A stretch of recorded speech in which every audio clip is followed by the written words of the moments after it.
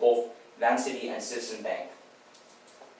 As you can see, we're going to have Vancity on one domain and then Citizen Bank on the other domain. And each of them will consolidate and centralize into a central server and database where it can have a very unified understanding and information of the customer's database as well as any payments that they have.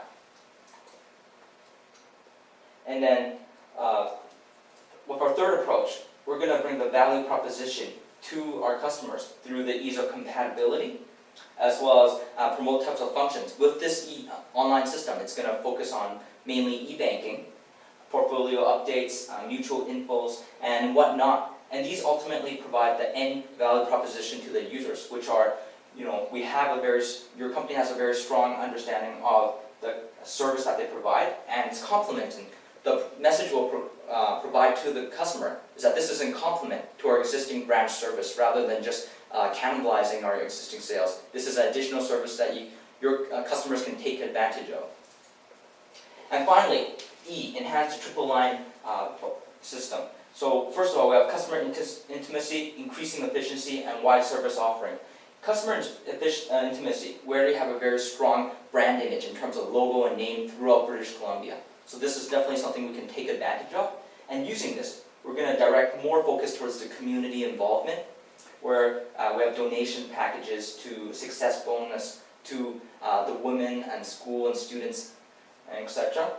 Increasing efficiency will greatly decrease our interest rate as well as increase the ease and convenience for our end users. And finally, wide service offering, training our employees on the service level as well as bringing the value rather than capturing more market shares to the end users.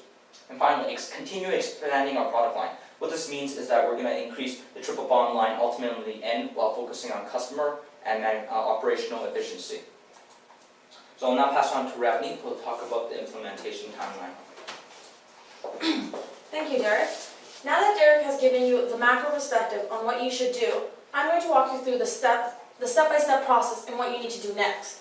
As you can see from our timeline, we have listed the activities as well as the key players and the time frame associated with each activity in terms of how long it will take you to complete the activity. As well as, and you can take a look at the blue diamond, which is our success matrix. What this is, it's the winning conditions that you need to achieve, that you need to meet to achieve the activity.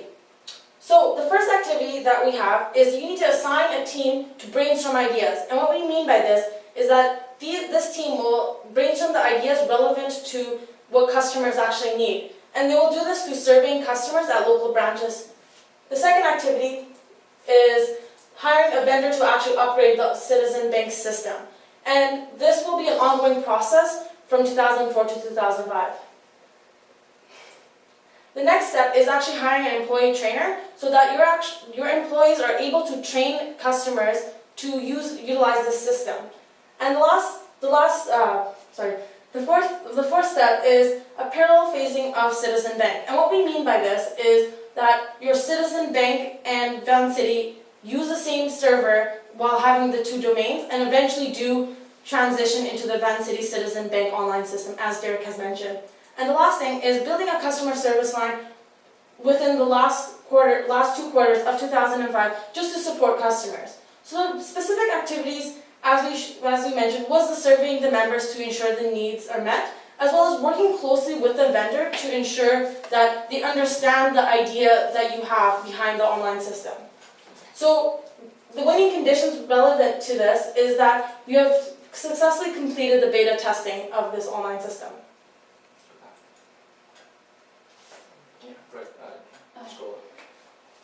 The other set of activities relate to more marketing aspect of this project. And one is building key relations with high school students. And what we mean by this is actually partnering up with specific high schools so you can donate money to the high school as well as to the student, whoever signs up. And this will actually keep your name within the community, but also build future profitability as these students will be your future clientele.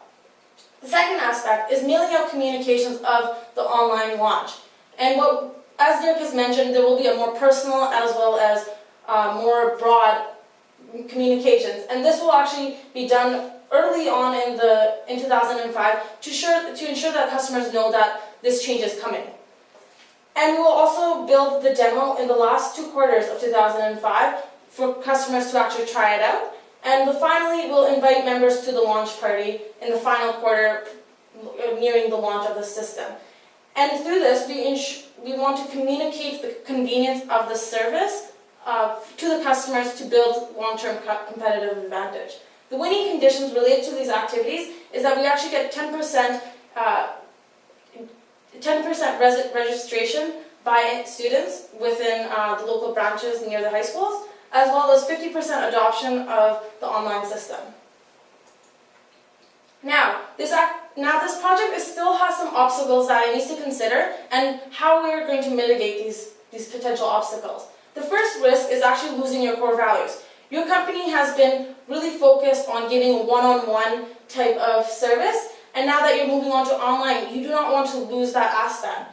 So what trigger points we suggested is that if you do have an increase of 5% in complaints through your member feedback system, you should actually launch a mitigation of enhancing the communication that this product does not cannibalize your current offering, but enhances it and is an addition to that. The second risk is security of technological feasibility. Some customers may be concerned that this system is not secure and their information can be lost. So this we need to really focus on during the testing of our system and ensure that the vendor understands that we want the highest protocol for our system in terms of security. The last risk is adoption. We need to ensure that customers actually do register for the system and utilize the system. So if we do not achieve, if we're only achieving 30% adoption within the first 2 quarters of launch, we need to launch a mitigation. We need to mitigate this by giving employees incentives to increase the customer adoption. So what we can do is employee of the month initiatives, in which the employee who is able to get the most customers to register would get some sort of prize. Given the project and the scale of the project, we have developed a budget in which we have forecasted that it will cost about $8.5 million to complete this project. Now I'll pass it on to Johnny, who will conclude. Thank you, Ravi. So today we discussed some underlying issues, the market overview, the industry, and it gave you a strong strategy, the A strategy, to help take you to your preferred future. At the end of the day, you as CEO want to take your company under your leadership to be #1 credit union service provider within the British Columbia market. Thank you for your time. At this time, I'd like to address any questions or concerns you may have. I remember. I say remember too. I said half, I was like, I can't think of a different word than prize. And prize sounds so kidding. Incentive. I know. Is it stopped yet?